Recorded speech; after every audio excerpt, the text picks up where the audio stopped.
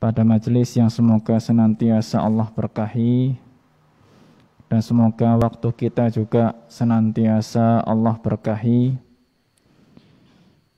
dan kita mengharap dari pertemuan kita semoga Allah Subhanahu wa Ta'ala senantiasa menguatkan keimanan dan ketakwaan kita kepada Allah, senantiasa menjaga kedekatan kita dengan Allah Subhanahu wa Ta'ala ya, di waktu-waktu, di masa-masa yang kita sedang sangat butuh dengan pertolongan Allah Subhanahu wa Ta'ala,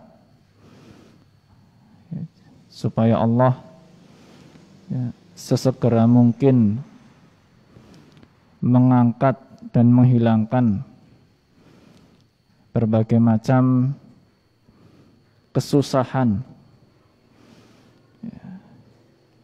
baik mungkin yang kaitan dengan pandemi COVID, kaitan dengan musim hujan. Hujan itu rahmat ya, tapi memang ada kalanya hujan itu Allah Subhanahu wa Ta'ala turunkan menjadi salah satu ya, penyebab dengan seizin Allah Subhanahu wa Ta'ala mungkin ada kerugian, ada kerusakan, atau juga masalah-masalah kaitan. Beberapa hari yang lalu, kurang lebih 1 minggu yang lalu, kami rapat ya, dengan beberapa pengajar yang lain, dan diantaranya yang memimpin rapat adalah beliau, guru kita semua, Al-Ustadz Abdullah Zain LCMA Hafidhahullah. Kita sudah jaga jarak, Masya Allah, dan jaga jaraknya tidak tanggung-tanggung, 2 meter ya, antara satu dengan yang lain 2 meter. Sudah masuk masjid masih menerapkan cek suhu, dan tangan harus disemprot dengan disinfektan ya, atau hand sanitizer. Jaga jarak sudah, cek suhu sudah, dan tangan juga sudah dicuci, walhamdulillah. Dan selama kurang lebih 2,5 jam ya, rapat dari jam 9 pagi sampai jam setengah 12 siang. Itu hampir tidak ada yang buka masker, bahkan termasuk yang mimpin rapat. Ya, jadi kalau yang mimpin rapat itu tidak buka, tidak ada yang berani peserta rapatnya buka masker. Ya, pemimpin rapatnya saya tidak buka, padahal sudah jauh sekali kita jaraknya, itu jauh sekali. Ya. Dan beliau juga senantiasa mengingatkan ya, mengingatkan bukan paksaan ya. Mengingatkan bukan paksaan. Bagi yang mau menerima monggo, enggak juga enggak apa-apa. Ya, karena sekarang mau tidak mau berita yang tersebar bahwa trennya sedang naik lagi. Dan beliau tidak pernah bosan untuk mengingatkan kepada kita semuanya, baik secara lisan maupun tulisan yang tersebar, untuk tetap menerapkan protokol kesehatan. Dan subhanallah, itu tidak pernah bosan untuk beliau ingatkan, selalu seperti itu, dari dulu sampai sekarang. Ya, sehingga kami ya, yang secara mungkin ya, kedudukan di mata manusia di bawah beliau ya, jujur saja ya, malu juga ya, ketika kita atau mungkin saya kendor dalam menerapkan aturan-aturan yang sudah ditetapkan oleh pemerintah, dan sebetulnya ini pun juga difatwakan oleh para ulama. Ya, dan alhamdulillah saya memang seminggu ini kalau ngisi pengajian tidak buka masker, dan alhamdulillah mungkin suaranya masih terdengar jelas. Bukan apa-apa, ya. Karena pertimbangan kita menerapkan protokol kesehatan itu bukan semata-mata urusan kita takut dengan corona atau tidak takut dengan corona. Bukan semata-mata masalah itu.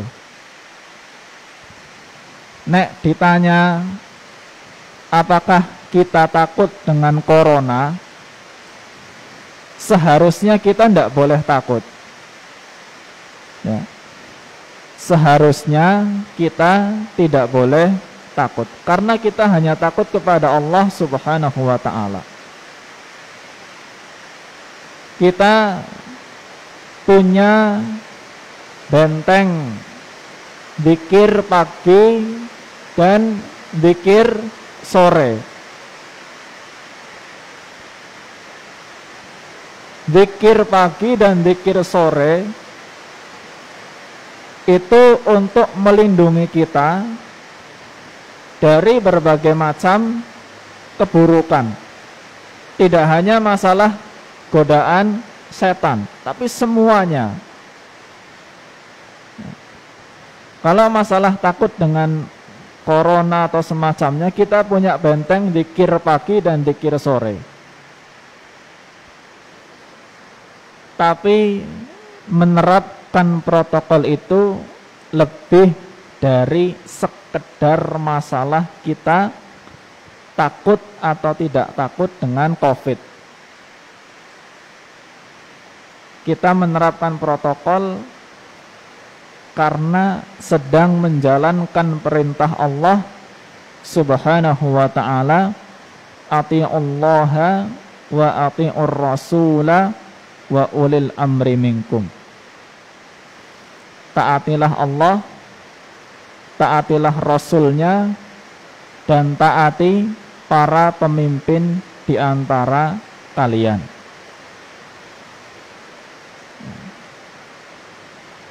Jadi ini sebagai kurang lebih penyambung saja dari yang beliau juga sampaikan kepada kita semuanya, dan sekiranya mungkin dirasa perlu, ya, bagi yang mungkin masih membutuhkan nasihat-nasihat dan tidak bosan dengan kabar-kabar dari pemerintah kaitan dengan masalah pandemi ini, dan semoga dalam muqaddimah ini bisa bermanfaat untuk kita semuanya. Pada kesempatan malam hari ini, sebagaimana sudah diumumkan, mungkin judul yang akan kita bahas adalah saling mengasihi di antara mereka, ya. Saling mengasihi di antara mereka.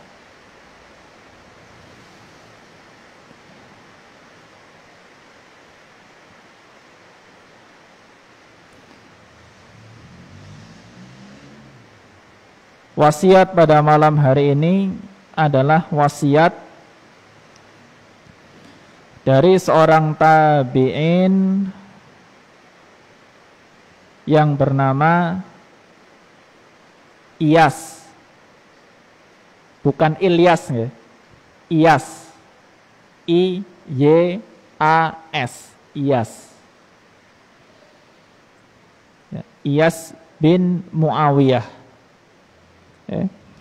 Iyas bin Muawiyah. Jadi Iyas ini seorang tabi'in dan seorang hakim yang terkenal dengan kecerdasannya. Sebetulnya kalau cerita tentang Iyas ini banyak, ya. Tapi kita malam hari ini tidak bisa cerita banyak tentang kecerdasan Iyas. Mudah-mudahan di lain kesempatan Allah memberikan waktu untuk bisa mengenal seorang tabi'in yang bernama Iyas. Karena cerita-cerita tentang Iyas ini Masya Allah. Baik, wasiatnya An Sufyan bin Husain qala, dari Sufyan bin Husain. Sufyan bin Husain mengatakan, Zakartu rajulan bisu'in inda Iyas bin Muawiyah. Saya menceritakan,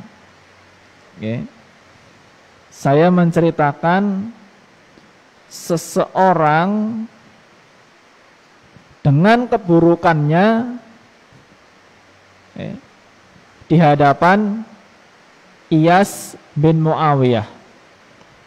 Jadi ada orang namanya Sufyan bin Husain. Nah, Sufyan bin Husain ini datang kepada Iyas bin Muawiyah cerita. Menceritakan seseorang, kemudian disebutkan apa? Kejelekannya, keburukannya. Fanadhara fi wajhi. Maka Iyas itu melihat wajah saya. Wajahnya Sufyan bin Husain itu dilihat oleh Iyas. Wa qala. Kemudian Iyas mengatakan, Aghazawta Rum, apakah kamu pernah perang melawan Romawi? Apakah pernah perang melawan Romawi? Qultula. Sufyan mengatakan enggak pernah. Romawi itu Nasrani, negerinya orang Nasrani. Dulu yang memimpin perang lawan Romawi itu seorang sahabat yang namanya Usamah bin Zaid. Usamah bin Zaid. Qala fasindu wal hindu wa turk. Kemudian Iyas bertanya lagi, pernah perang lawan bangsa India? Jadi Sin, Hind itu bangsa-bangsa India dan orang-orang Mongol.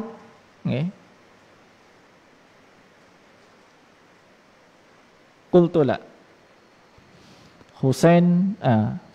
Sufyan bin Husain mengatakan, tidak juga.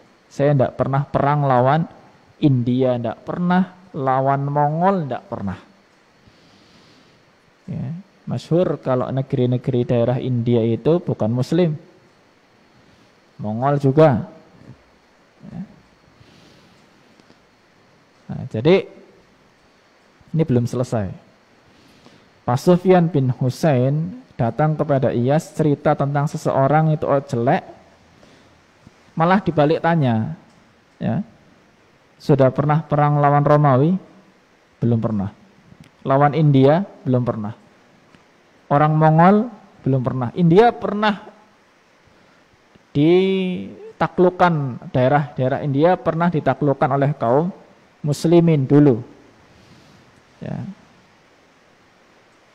Itu sudah mulai sejak zamannya Umar bin Khattab radhiyallahu anhu. Ditanya pernah perang lawan mereka itu? Enggak pernah. Apa maksudnya kok ditanya seperti itu? Qala, maka Iyas mengatakan, afataslamu minkar rumu wasindu wal hindu wa turk walam yaslam minka akhukal muslim. Apakah negeri Romawi, negeri India, negeri Mongol yang semuanya itu non-muslim, bukan muslim, ya. Apakah negeri Romawi, India, Mongol itu bisa selamat dari lisanmu? Sedangkan saudaramu sesama muslim justru tidak selamat dari lisanmu. Ya. Qala falam a'ud ba'daha. Maka Sufyan mengatakan, saya tidak mengulangi lagi. Ya, saya tidak mengulangi lagi.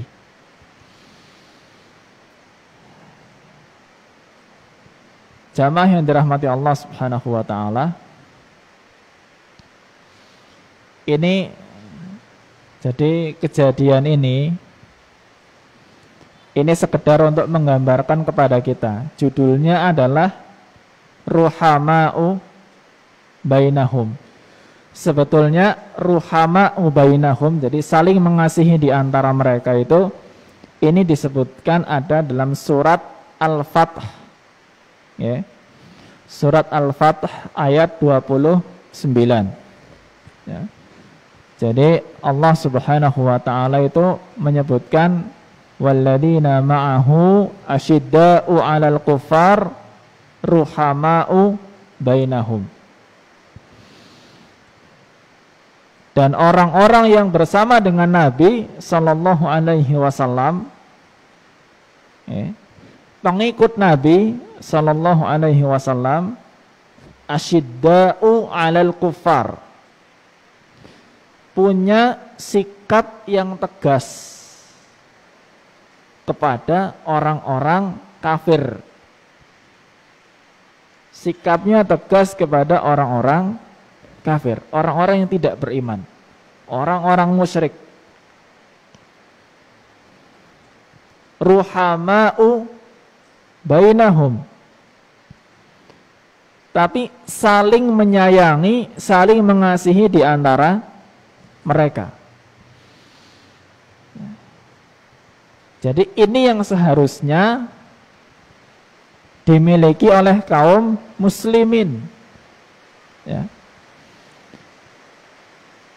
Dengan orang-orang yang tidak beriman, ya, sikapnya tegas. Tegas itu bukan berarti mendolimi, ya.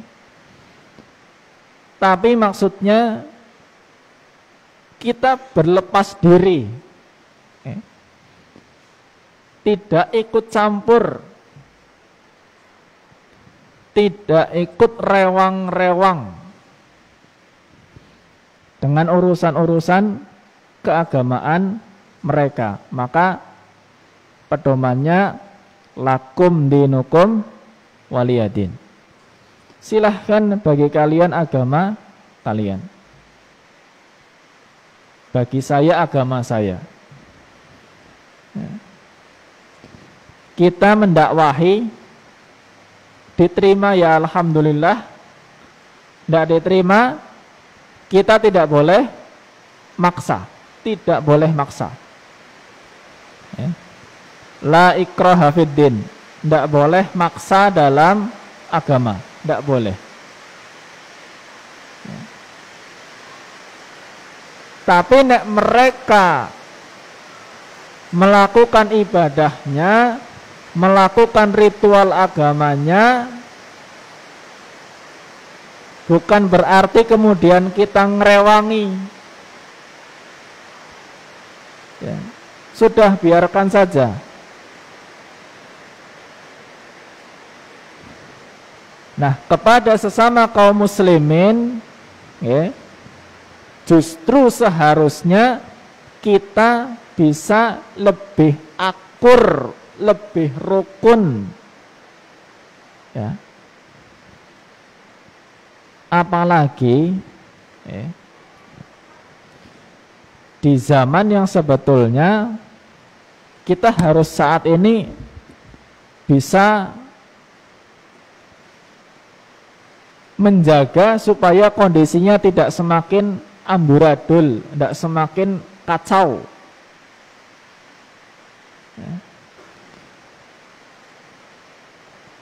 Ya, pada hari ini Masya Allah, dengan sesama muslim saja sudah nampak sekali susah untuk rukun. Susah untuk rukun, Masya Allah.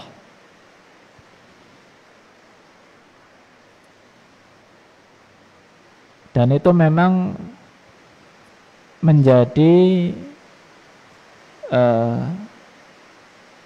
politik siasatnya setan. Setan itu Pak, nek mereka tidak bisa menjadikan kaum muslimin untuk jadi orang musyrik, ya, tidak bisa kaum muslimin jadi orang musyrik. Itu setan itu berikutnya berusaha untuk memecah belah kaum muslimin. Berusaha untuk memecah belah kaum muslimin. Disebutkan dalam Sahih Muslim, ya, inna syaitan qad ayisa an ya'budahul musalluna fi jaziratil Arab. Sesungguhnya setan itu sudah putus asa, ya, sudah putus asa untuk menjadikan orang-orang yang sholat itu menjadi penyembah setan.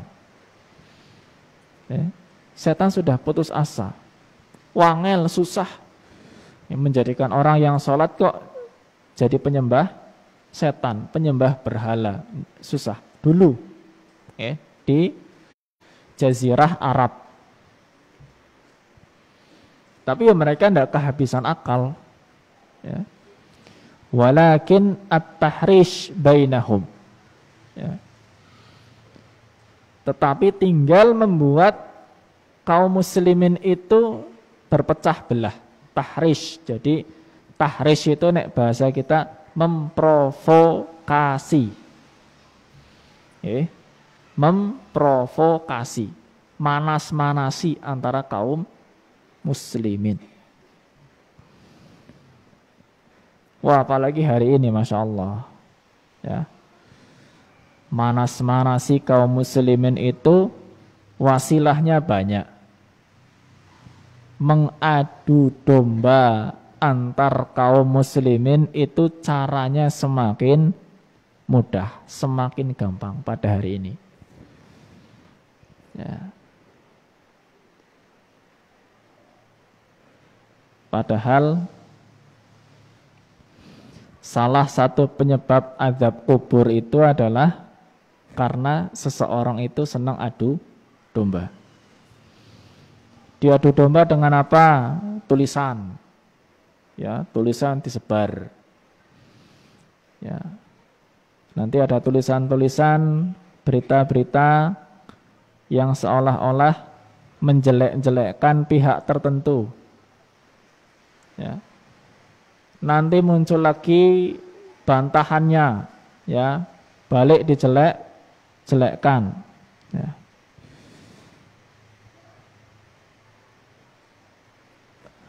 Guru kita, ya, Al-Ustadz Abdullah Zain, beliau mengingatkan di salah satu khutbahnya,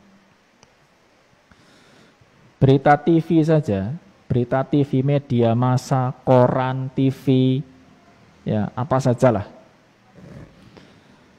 semua itu adalah media-media, ya,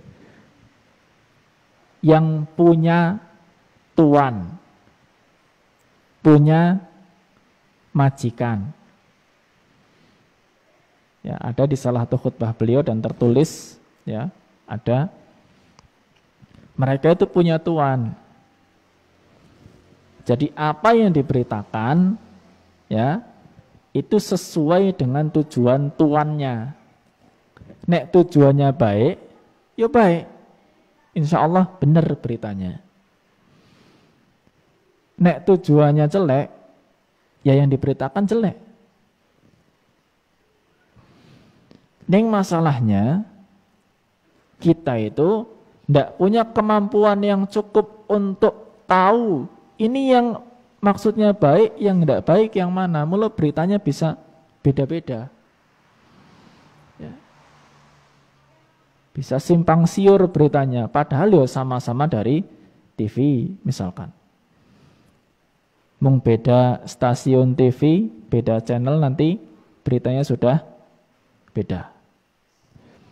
Beda pihak yang menceritakan pun ceritanya sudah beda. Maka sebetulnya ya, kaidah yang sangat sederhana sekali. Nabi SAW bersabda dalam hadis yang diriwayatkan Imam Ahmad, At-Tirmidzi dan yang selainnya. Man somata naja. Selesai. Ya. Beliau cuma mengatakan man somata naja. Barang siapa diam maka selamat. Hadis diriwayatkan oleh Imam Ahmad, At-Tirmidzi dan yang selainnya dan disahihkan oleh Syekh Al-Albani rahimahullah dan juga yang selainnya.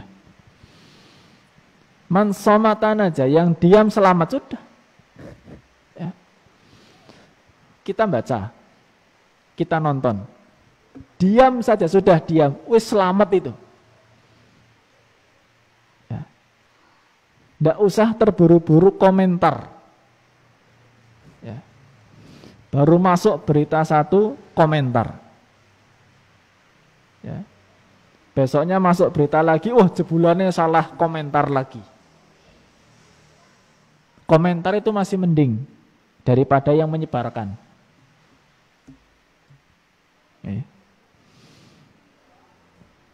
Itu banyak wasilah untuk memecah belah kaum muslimin. Maka sebetulnya hanya tinggal jaga lisan saja. Apa yang disimpan oleh batin panjenengan semua, seumpama nggih jenengan mendengarkan berita, kemudian menyimpan prasangka. Prasangkanya dengan prasangka buruk gitu, prasangka yang tidak baik dengan pihak tertentu. Kadang kita punya prasangka buruk kepada pemerintah. Kadang mungkin ada yang punya prasangka buruk terhadap tokoh-tokoh tertentu. Kadang ada yang punya prasangka buruk terhadap organisasi tertentu. Macam-macam. Ya, karena beritanya juga macam-macam. Ya. Atau hanya sekedar kepada tetangga, kepada teman, prasangka buruk di batin itu, jangan terburu-buru untuk diucapkan. Selama prasangka buruk itu masih tersimpan di hati, sabar pokoknya, jangan terburu-buru diucapkan, simpan di hati. Maka itu masih diampuni oleh Allah Subhanahu wa ta'ala. Selama masih tersimpan di hati. Disebutkan oleh Nabi SAW, dan seingat saya ini hadis diriwayatkan Imam Bukhari. Innallaha tajawaza an ummati ma haddatsat bihi anfusuha malam ta'mal au tatakallam. Sesungguhnya Allah Subhanahu wa ta'ala itu mengampuni, tajawaza'an ummati, mengampuni untuk umatku, untuk umat Nabi SAW, ma haddatsat bihi anfusuha. Untuk perkara yang dibisikkan oleh jiwanya. Masih mengampuni bisikan-bisikan jiwa. Masih dalam batin saja. Malam ta'mal au tatakallam. Selama belum menjadi perbuatan dan belum menjadi ucapan.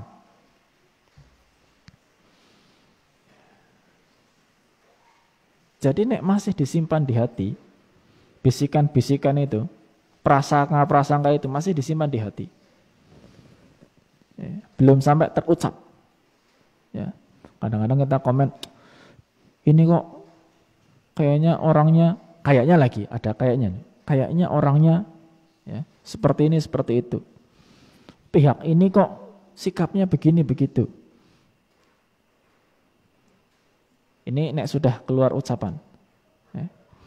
Nek sudah keluar ucapan, ya, ini berarti sudah dicatat oleh malaikat. Ya. Dan ada hisabnya di sisi Allah Subhanahu wa taala.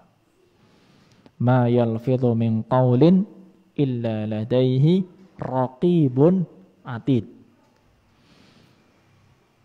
Berapa itu? 16 kalau enggak salah. Atau berapa? Coba dicek 16 atau 18, saya lupa, surat Qaf. Tidaklah seseorang itu mengucapkan satu ucapan, ya, melainkan di sisinya ada malaikat. Malaikat, satu malaikat yang punya dua sifat. Jadi yang saya dapatkan penafsirannya adalah satu malaikat yang punya dua sifat. Sifatnya sifat raqib dan sifat atid. Raqib itu maknanya mengawasi, dan atid itu maknanya tidak pernah pergi, selalu hadir, mengawasi dan selalu hadir. Satu malaikat mencatat semua yang kita ucapkan. Nek sudah terucap ada hisabnya. Selama belum terucap masih di batin itu tidak dicatat. Ya, tidak dicatat. Jadi aman. Man somata naja, yang diam selamat sudah. Karena bisa jadi berita beda-beda, yang satu komentar A, nanti temannya komentar B. Yang satu komentarnya A, komentarnya B, padu. Ya. Yang satu tetap bertahan dengan komentarnya, pendapatnya, yang satu juga tetap berpegang dengan pendapatnya. Padahal berdebatnya itu tidak bermanfaat sama sekali. Ya, tidak manfaat. Kau yang dukung endi, kia apa kia? Kadang-kadang pun ketika misalkan ditanya, ya, menurut pendapatnya jenengan, nek ini mana yang salah Ustadz? Ini pertanyaan tidak ada manfaatnya sama sekali. Ya, karena itu pun nanti menurut saya. Nek menurut saya apa jaminannya itu benar? Ya, sudah. Ya, gitu kadang-kadang berita-berita bukan sesuatu yang perlu untuk kita komentari. Ya, cukup didengarkan saja. Ya, selebihnya apa? Didoakan saja.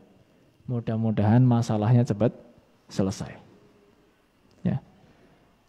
Untuk yang sedang bermasalah doakan saja, semoga Allah memberikan kebaikan. Sudah.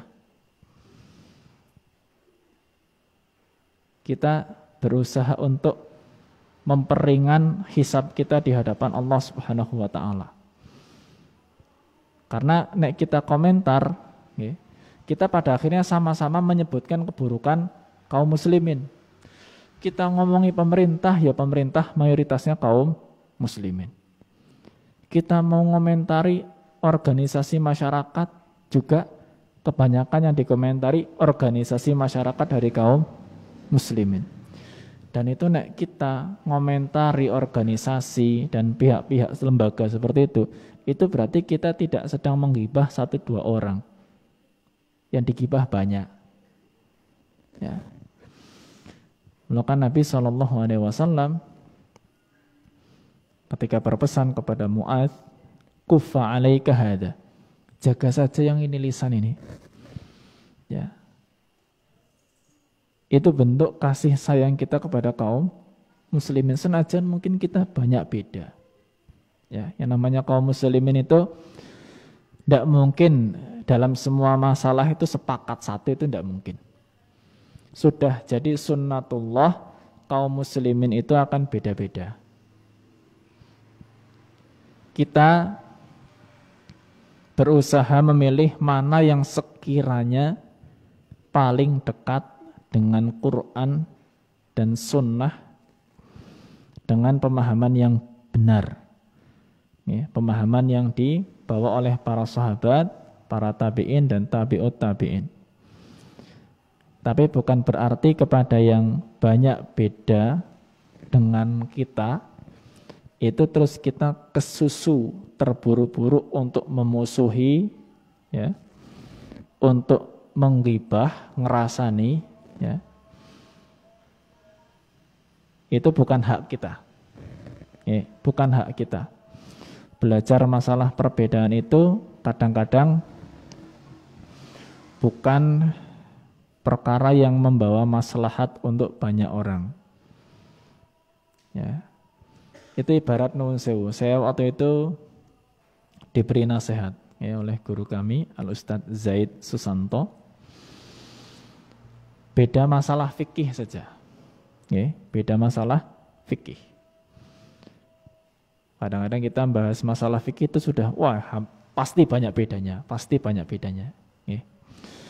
Kita belajar fikih, ada yang mungkin belajar itu langsung banding-bandingkan pendapat. Ya.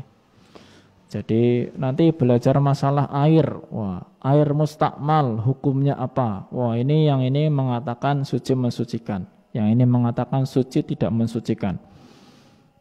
Ya. Belajar air musyammas, air yang kena sinar matahari jadi anget, ini hukumnya apa? Yang ini ngomong tidak makruh, yang ini ngomong makruh. Nanti belajar masalah wudhu, ya. Bersentuhan dengan wanita yang bukan mahram, batal apa tidak batal? Yang satu ngomong batal, yang satu ngomong tidak batal. Menyentuh kemaluan, ya. Yang satu ngomong batal, yang satu ngomong enggak batal, yang satu ngomong nek pakai telapak tangan batal, punggung tangan enggak batal, yang satu ngomong nek pakai syahwat batal, enggak pakai syahwat enggak batal, semacam-macam. Banyak sekali. Yang belajar fikih itu perbedaannya banyak. Belajar perbedaan masalah fikih saja, ya. Itu kalau yang belajar itu pemula, itu efeknya kurang baik. Efeknya kurang baik. Kenapa? Itu bukan makanannya pemula. Bukan makanannya pemula. Pemula itu diajari satu saja, ini yang kira-kira sudah dipandang kuat, ini satu, dan diajari untuk menghormati pendapat fikih yang lain, sudah rampung. Itu pemula. Belum saatnya pemula itu belajar, wah, iki pendapatnya apa, nanti berusaha diobok-obok, maksudnya dikompromikan, wah, nanti milih mana yang kuat, itu belum bisa. Apa efek negatifnya? Efek negatifnya, satu, muncul sikap tidak menghormati para ulama. Ini nyata, tidak menghormati para ulama. Akhirnya mengatakan, wah, nek mazhab iki ini enggak punya dalil. Wah, mantap sekali. Ada ulama enggak punya dalil. Enggak mungkin ulama ahlu sunnah mengeluarkan pendapat tanpa dalil. Tidak mungkin. Kalau ada kata-kata, wah, ini pendapat ini enggak ada dalilnya. Tidak mungkin. Ulama tidak mungkin mengeluarkan pendapat tanpa dalil, enggak mungkin. Mereka pasti punya dalil. Neng kita enggak tahu apa dalilnya dia. Ya, ini diantara efek negatifnya. Kenapa? Karena terlalu dini, terlalu awal belajar seperti itu. Dia enggak ngerti dalil-dalil yang lengkap, sudah mengambil kesimpulan, akhirnya mengatakan, wah, nek ulama ini pendapatnya nggak ada dalilnya. Siapa bilang? Bukan dia nggak punya dalil, kita yang nggak tahu dalilnya dia itu. Akhirnya kita malah tidak menghormati. Efek negatif yang kedua, menimbulkan sikap fanatik. Pas dipelajari oleh pemula begitu, itu menimbulkan sikap fanatik. Ya, ini juga menimbulkan ketidakrukunan. Ya. Jadi dulu ada pandangan, nek sinaune fikih Syafi'i tok, mongko fanatik karo fikih Syafi'i. Ya. Kita harus belajar semuanya. Ya, dibandingkan semuanya, nanti dipilih mana yang paling kuat supaya tidak fanatik. Ini nek dipelajari oleh pemula, akhirnya fanatik juga sama.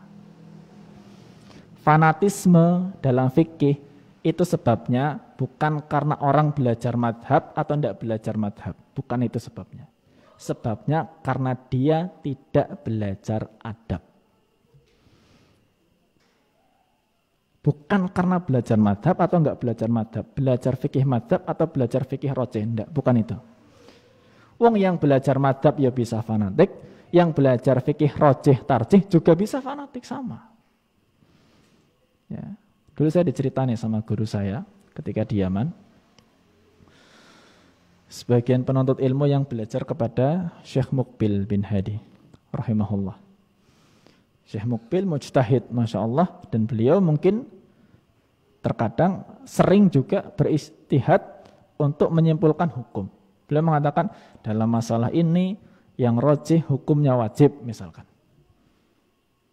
Contohlah seperti itu. Nah, sebagian penuntut ilmu, sebagian santri yang sudah belajar kepada Syekh Muqbil sudah mantap dengan pendapat itu. Syekh Muqbil mengatakan ini hukumnya wajib. Sekali waktu belajar, ya, karena guru saya juga dulu muridnya Syekh Muqbil, belajar kepada guru yang lain, ya, guru yang lain mengajarkan masalah ini hukumnya sunnah. Menurut beliau yang rajih masalah ini hukumnya sunnah. Wah, langsung jangan ngaji sama yang ini beda sama Syekh Muqbil. Ya, ini beda ini, jangan ngaji sama yang ini. Fanatisme itu muncul juga sama. Ya. Kalau belajar fikih model begitu dilakukan oleh para pemula. Maka ibarat ungkapan yang saya dapatkan dari guru kita, Ustaz Zaid, beliau mengatakan belajar fikih seperti itu, ya, itu ta'amul kibar wasummus syighar. Belajar fikih dengan cara seperti itu makanannya ulama besar. Tapi racun bagi penuntut ilmu pemula. Ya. Karena efek-efek tadi, ya, efek sampingnya menyebabkan ketidakrukunan itu nyata. Ya, nyata. Karena belum belajar adab, tapi sudah belajar yang campur-campur seperti itu. Akhirnya hanya masalah-masalah begitu saja, ya, terkadang orang itu muncul perselisihan, ya, perbedaan menyebabkan permusuhan juga, ya. Kadang-kadang sikap-sikapnya juga jadi kurang elok, ya, kurang baik, padahal tidak selayaknya seperti itu. Ya. Jadi sekali lagi, ya, di sini saya mengingatkan kepada sesama kaum muslimin itu memang dikedepankan permasalahan yang berkaitan dengan ukhuwah, dengan persaudaraan. Karena itu pokok dalam agama. Ya. Adapun masalah khilafiyah, apalagi masalah fikih, ya, itu masalah-masalah yang disebut oleh sebagian ulama dengan masalah furu' atau masalah cabang yang tidak perlu kita itu tukaran, tidak perlu musuh-musuhan, ya. Yang sudah mantap dengan satu pendapat ya monggo diamalkan, yang berbeda tidak perlu disalah-salahkan. Ya. Itu lebih selamat. Yang kita tidak tahu apa duduk masalahnya ya kita diam, Man somata naja, yang diam itu selamat. Nek memang kita punya ilmunya, nggih silahkan berbicara sesuai dengan kadar ilmunya saja. Tidak perlu berlebihan. Ya. Semoga yang kita dapatkan di kesempatan malam hari ini membawa manfaat untuk saya dan semuanya. Dan saya mohon maaf atas banyak kekurangan di kesempatan malam hari ini. Wassallallahu ala nabiyyina Muhammad wa ala alihi wa sahbihi wa baraka wa sallam. Wa akhiru da'wana alhamdulillahi rabbil alamin. Subhanakallahumma wa bihamdika asyhadu an la ilaha illa anta astaghfiruka wa atubu ilaik. Billahi taufik wal hidayah. Assalamualaikum warahmatullahi wabarakatuh.